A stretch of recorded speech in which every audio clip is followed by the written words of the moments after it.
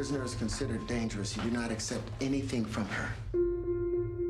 No letters, packages, or messages of any kind. Your time starts now.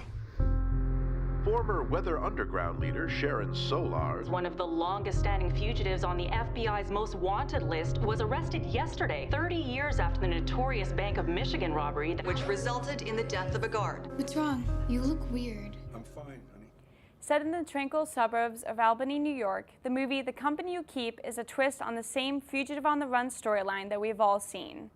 Jim Grant, played by Robert Redford, is just an older and simple public interest lawyer and a single father raising his 12-year-old daughter in the quiet suburbs until a young and forceful reporter, Ben Shepherd, played by Shia LaBeouf, digs up his past and exposes that he's actually a former 1970s anti-war radical fugitive wanted for murder.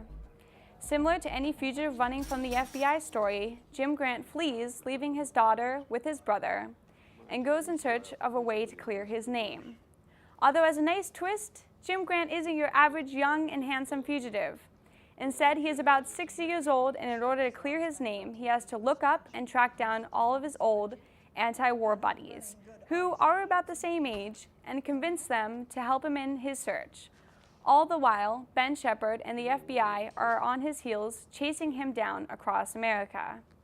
Directed by Robert Redford himself, this movie was very well done. It was able to follow both Jim Grant's journey of meeting all of his old anti-war buddies, including Mimi Laurie, played by Julie Christie, and Ben Shepherd's own adventure of tracking down Grant himself, in order to get the exclusive story and to become a well-known reporter. It managed to show a new portrayal of what an FBI chase might actually be like, which was refreshing, as I found myself quite tired of the excessive explosions and gunfire during these types of movies. Then, with the blend of all the storylines and the overall beautiful cinematography, I found myself quite enjoying this movie as it took me on Jim Grant's journey. Although, with all of that said, if you are looking for a fast-paced, fugitive-on-the-run thriller, then this movie may not be for you. As most of us are not used to, Jim Grant has very little action scenes, and the only good ones include him pulling a fire alarm and slipping out the back entrance, and him slowly running away from the FBI in a forest. Instead of action, Robert Redford focuses more on the interactions that Grant has with his fellow anti-war fugitives, which gives you a good sense of the characters but leaves you slightly bored and craving the next scene.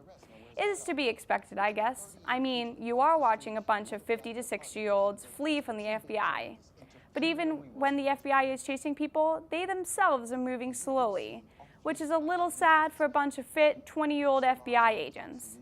But if you keep that in mind, then this movie is definitely worth seeing. So if you find yourself with your parents or just wanting to relax and watch a good solid movie, then The Company You Keep is definitely worth the price of admission. The Company You Keep starts playing in theaters April 5th. Don't forget to follow us on Twitter, like us on Facebook, and subscribe to our YouTube channel, The Price of Admission.